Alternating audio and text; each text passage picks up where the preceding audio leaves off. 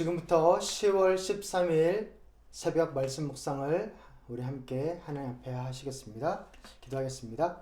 하나님 아버지 감사합니다. 저희가 이 아침에 하나님의 은혜를 구합니다. 하나님 정말 저희가 하나님의 은혜가 너무나 필요한 시기를 살고 있습니다.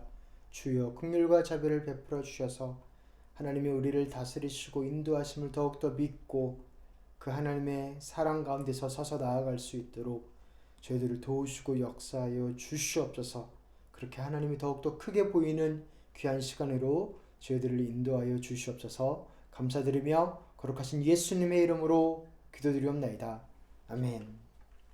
하나님께서 저희들에게 주시는 말씀은 사무엘하 15장 31에서 32절 말씀입니다.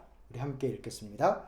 그때 누가 다윗에게 압살롬과 함께 반역한 사람들 가운데는 아히도벨도 끼어 있다는 말을 전하자 다윗이 기도하였다.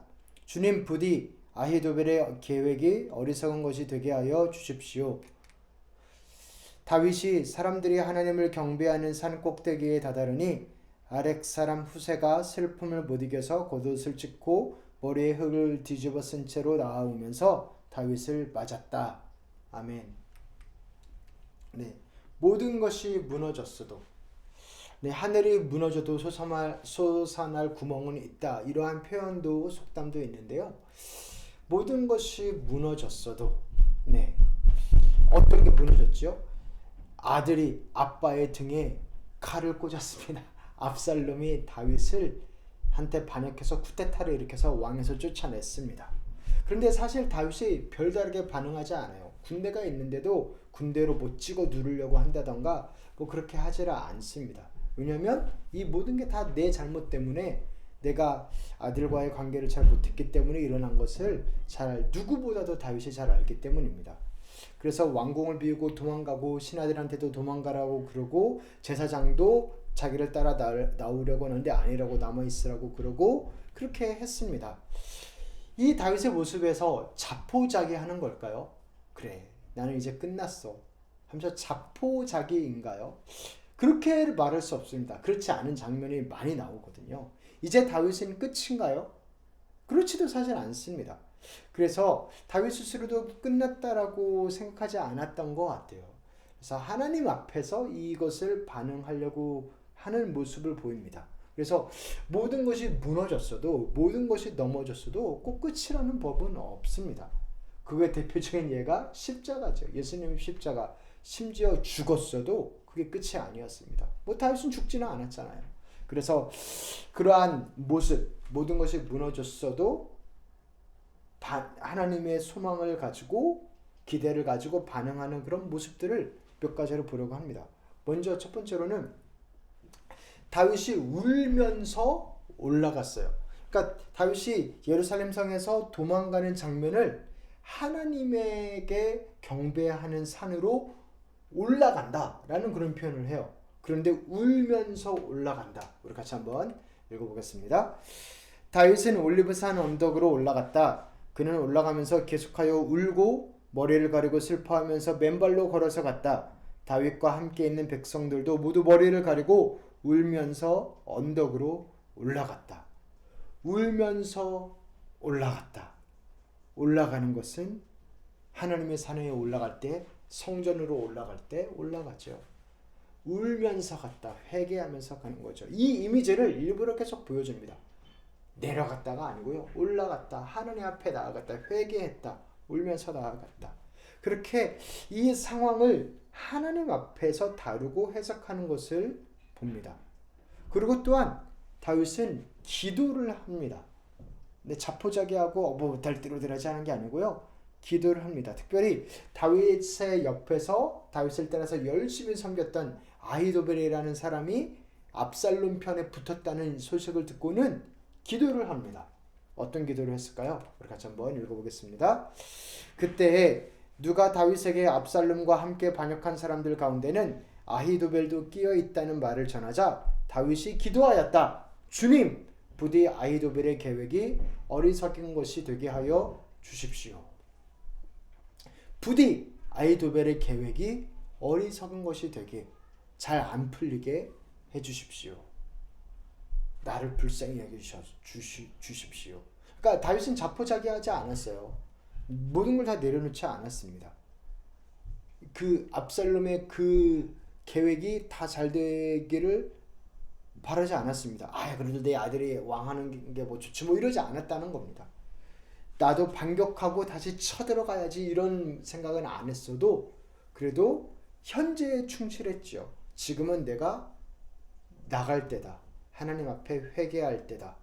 그러나 이게 끝은 아니다. 라는 게 있었습니다.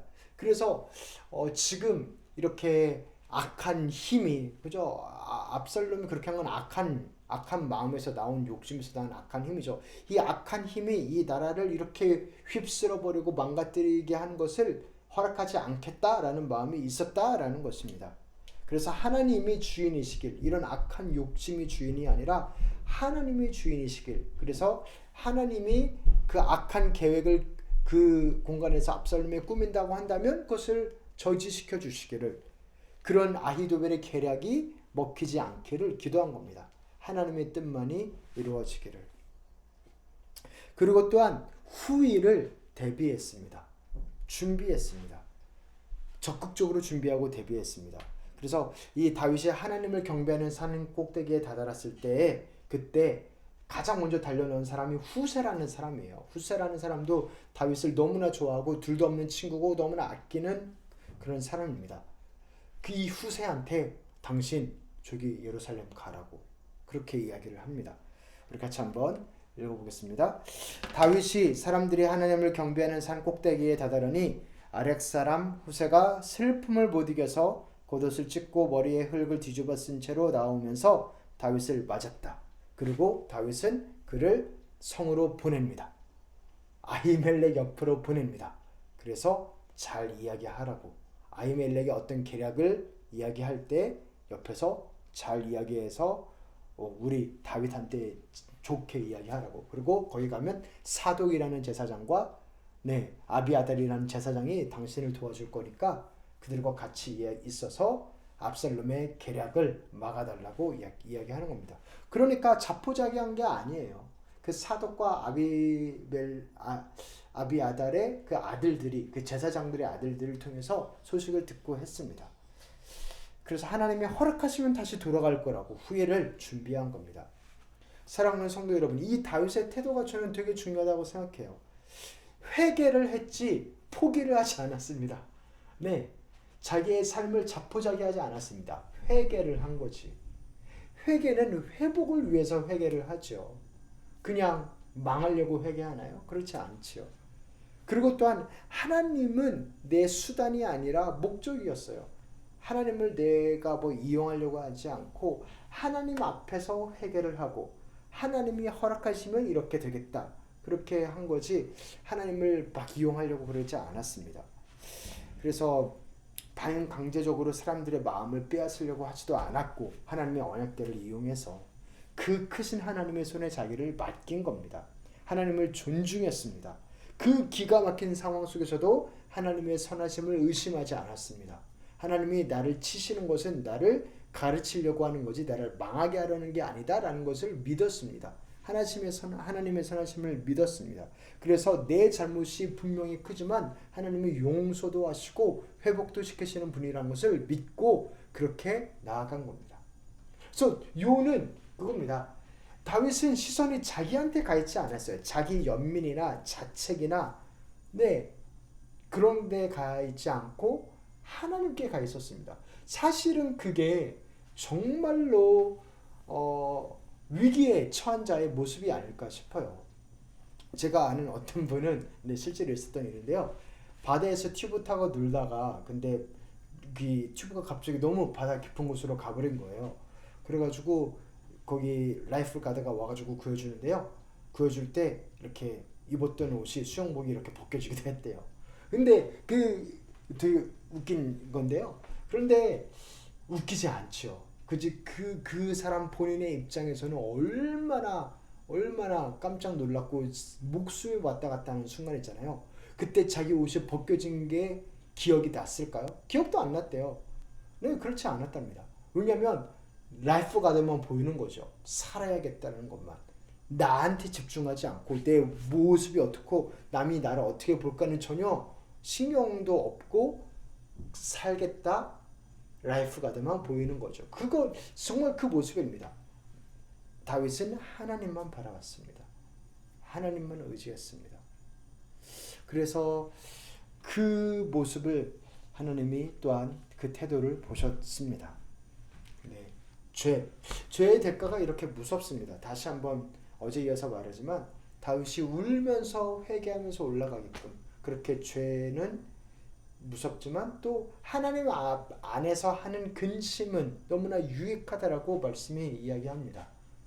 네, 그냥 나 죄책감 가지고 나는 막 쓰레기야 뭐 이런 거는 아무런 유익이 없지만 하나님 안에서 하는 근심은 결국 우리를 회개로 이끌기 때문에 회개를 하면 용서해 주시는 분이 있기 때문에 그래서 그것은 유익합니다.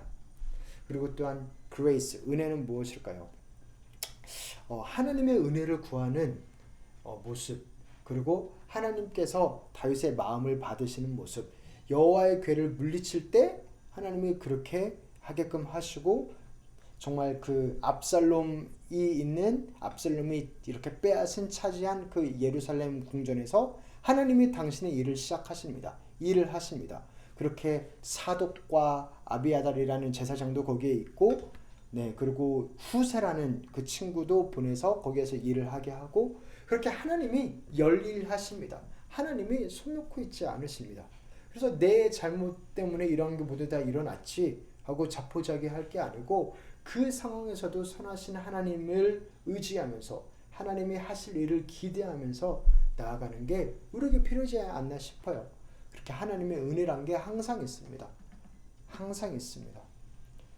그리고 또한 미션은 네, 뭐 이번 주 계속 사실 이야기하는 것 같은데요. 저는 그렇게 생각해요. 하나님을 믿는 것, 그게 우리의 일이다. 예수님이 표현하셨거든요. 하나님이 좋으신 분이라는 걸 믿는 것. 그래야 하나님 앞에 기도를 하겠죠. 그래야 하나님 앞에서 후 일을 이렇게 준비를 하겠죠. 자포자기하지 않고. 그것, 하나님을 의지하는 것. 하나님이 혼날 때 낙심하고 떨어져 나가는 게 아니라 그래도 머리를 더 뒤밀고 하나님의 은혜의 보좌 앞에 담대히 나아가는 것.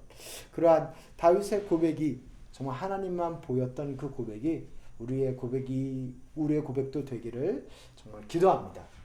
하나님 아버지 감사합니다. 오늘 말씀을 통하여서 정말 기가 막힌 상황에서도 하늘이 무너지는 것 같은 상황에서도 정말 솟아날 구멍이 있고 모든 것이 무너지고 넘어진 것 같을 때도 하나님의 은혜가 역사하는 것을 봅니다. 하나님 우리 귀한 성도님들 삶 아니면 우리 이 땅에서 일어나고 있는 그 어려운 그런 상황 속에서도 정말 하나님의 은혜가 있음을 믿습니다. 하나님 믿을 수 있도록 도와주시옵소서. 우리는 자꾸 은혜가 없고 모든 것이 끝나버린 것 같은 그런 마음이 들 때도 참 많은데 그러나야 하나님이시오니 죽었어도 다시 살아나시는 예수 그리스도가 그것을 증거하오니 정말 우리가 다시 한번 하나님을 믿고 그 선하심을 기대서 정말 달려나아가며 하나님 은혜 안에 거함에 나아갈 수 있도록 도와주시옵소서. 우리 귀한 성도님들 가정 가운데 사정 가운데 그 부활의 능력과 은혜로 함께하여 주시옵소서. 이제는 우리 주 예수 그리스도의 은혜와 하나님 아버지의 사랑과 성령님의 교통하심이 하나님을 믿고 하나님을 의지하고 부활의 하나님을 기대하며 나아가는 그 귀한 고백 가운데 이제부터 영원토록 함께 있을지어다. 아멘.